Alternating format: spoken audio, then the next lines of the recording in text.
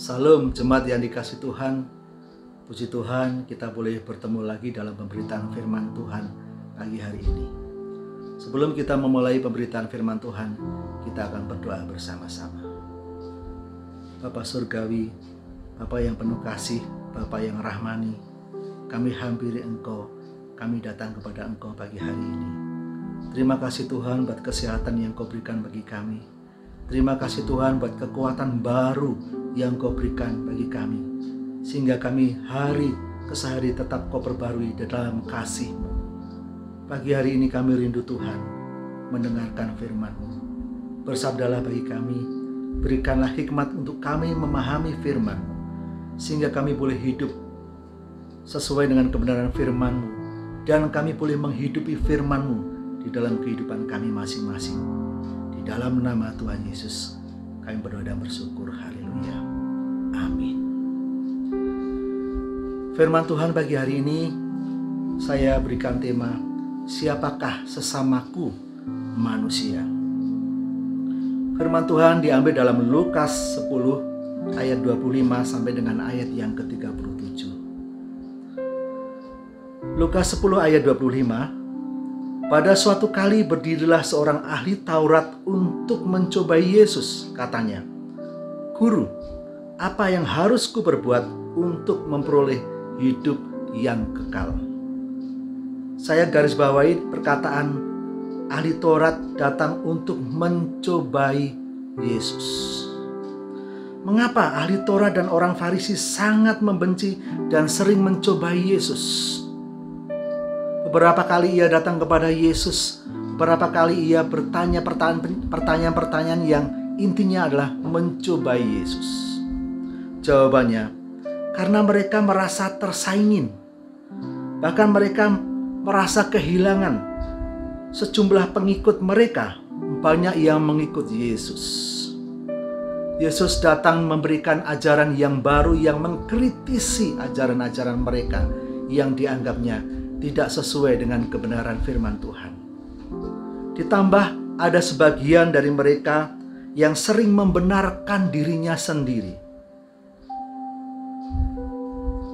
Pertanyaan ahli Taurat itu dijawab oleh Yesus di dalam ayat yang ke-26 dan seterusnya. Jawab Yesus kepadanya, "Apa yang tertulis dalam hukum Taurat? Apa yang kau baca di sana?" Jawab orang itu, "Kasihilah Tuhan Allahmu dengan segenap hatimu, dan dengan segenap jiwamu, dan dengan segenap kekuatanmu, dan dengan segenap akal budimu, dan kasihlah sesamamu manusia seperti dirimu sendiri." Kata Yesus kepadanya, "Jawabanmu itu benar. Perbuatlah demikian, maka engkau akan hidup." Tetapi untuk membenarkan dirinya, orang itu berkata kepada Yesus, "Dan siapakah sesamaku manusia?" Jemaat yang dikasih Tuhan, ahli Taurat sangat mengerti betul firman Tuhan. Bahkan tentang hukum Taurat, terutama untuk mengasihi Tuhan, ia sangat mengerti dan sangat tahu betul.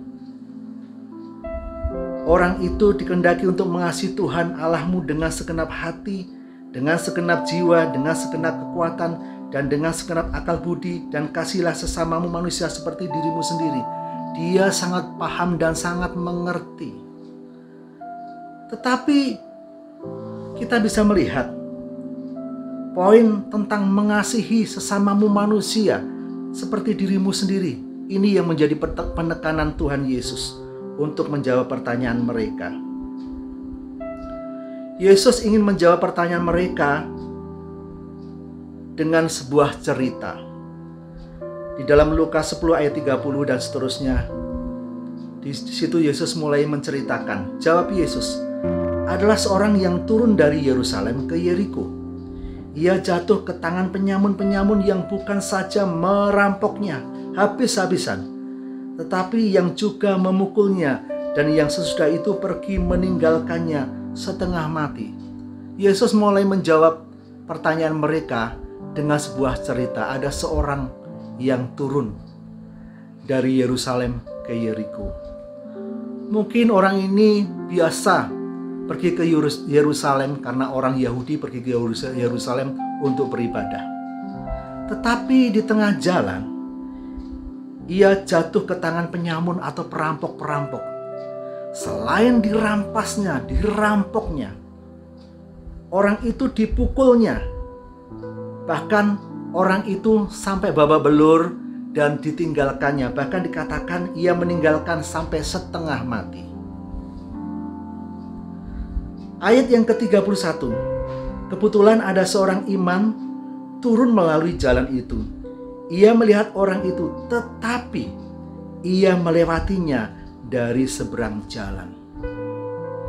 Ayat 32. Demikian juga seorang Lewi datang ke tempat itu. Ketika ia melihat orang itu, ia melewatinya dari seberang jalan. Ayat 33. Lalu datang seorang Samaria yang sedang dalam perjalanan ke tempat itu. Dan ketika ia melihat orang itu, tergeraklah hatinya oleh belas kasihan. Dalam cerita itu ada 3 identitas orang. Identitas yang pertama adalah seorang imam. Imam adalah seorang yang diberikan wewenang menyelenggarakan upacara keagamaan. Mereka sering membuat upacara-upacara keagamaan. Mereka sering mempersembahkan kurban. Dan mereka adalah orang yang benar-benar dihormati. Identitas yang kedua adalah seorang Lewi. Lewi bahasa Ibrani adalah Levi, ya, adalah sekelompok suku Lewi, anak ketiga dari Yakub dan Lea. Suku ini dikhususkan Tuhan dalam menyelenggarakan ibadah bagi umat Yahudi. Dan suku ini atau kelompok ini dianggap orang yang kudus, orang yang suci, karena orang ini berkecimpung dengan masalah-masalah keagamaan. Orang yang dianggap bermoral. Bahkan di situ dikatakan bahwa keduanya adalah melewati orang yang sedang dirampok itu, tetapi perlu digarisbawahi, mereka melewatinya dari seberang jalan. 2 kelompok orang, yang pertama imam dan Lewi yang dianggapnya orang-orang yang bermoral. Harusnya orang yang punya belas kasihan, orang yang murah hati, tetapi kenyataannya mereka melewatinya. Mereka seakan-akan tidak peduli, mereka seakan-akan cuek. Mereka seakan-akan tidak mengerti apa yang sedang dia lihat. Dan ada kelompok yang ketiga, identitas orang yang ketiga, yaitu orang Samaria. Orang Yahudi menganggap orang Samaria itu orang yang second class, orang kelas 2. Bahkan dianggapnya Gentile atau orang asing, karena sebagian dari orang Samaria ada orang yang kawin campur dengan bangsa-bangsa di sekitar Israel, bangsa-bangsa Palestina atau Kanaan. Dan kita mengetahui bahwa orang Samaria ini sebenarnya bukan orang Yahudi, karena nanti di dalam cerita di bawahnya mereka menolong dan mengeluarkan mata uang, dan mata uang yang dibawanya adalah dinar. Dinar adalah mata uang untuk orang-orang Kanaan, orang-orang Palestina, orang-orang Arab. Sedangkan orang Israel, orang Yahudi memiliki mata uang namanya sikal. Tetapi luar biasa, ini orang asing, bukan orang Yahudi. Tetapi ia tergerak hatinya oleh belas kasihan, atau ia memiliki compassion. Saudara kekasih di dalam Tuhan, Yesus kembali bertanya kepada ahli Taurat di ayat yang ke-36. Siapakah di antara ketiga orang ini menurut pendapatmu adalah sesamamu manusia dari orang yang jatuh ke tangan penyamun itu? Ayat 37, jawab orang itu, orang yang telah menunjukkan belas kasihan kepadanya. Itu yang disebut sesamamu manusia. Bapak Ibu jemaat yang dikasihi Tuhan, dari jawaban Yesus itu bisa kita simpulkan, yang dimaksud dengan sesamamu atau sesamaku manusia adalah yang pertama, orang yang memiliki kepedulian terhadap orang lain. Bukan seorang imam atau orang Lewi yang punya pengetahuan dan moralitas yang tinggi, tetapi tidak punya kepedulian. Bukan orang kaya atau orang yang bermartabat, tetapi yang tidak memiliki kepedulian. Tetapi yang dimaksud sesamamu atau sesamaku manusia adalah orang yang memiliki kepedulian terhadap orang lain, walaupun orang itu bukan kelompoknya.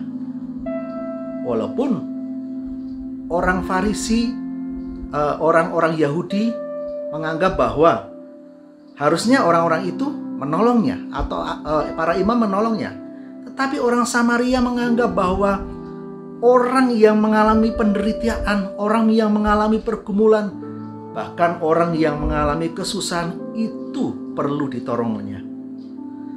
Orang ini adalah orang yang memperdulikan, memiliki kepedulian terhadap orang lain. Yang kedua, yang disebut sebagai sesamaku atau sesamamu manusia adalah orang yang memiliki hati belas kasihan kepada orang yang lain. Hal itu bisa ditunjukkan oleh perbuatan orang Samaria di dalam ayat yang ke-34 dan seterusnya. Ia pergi kepadanya lalu membalut luka-lukanya. Sesudah itu ia menyiraminya dengan minyak dan anggur.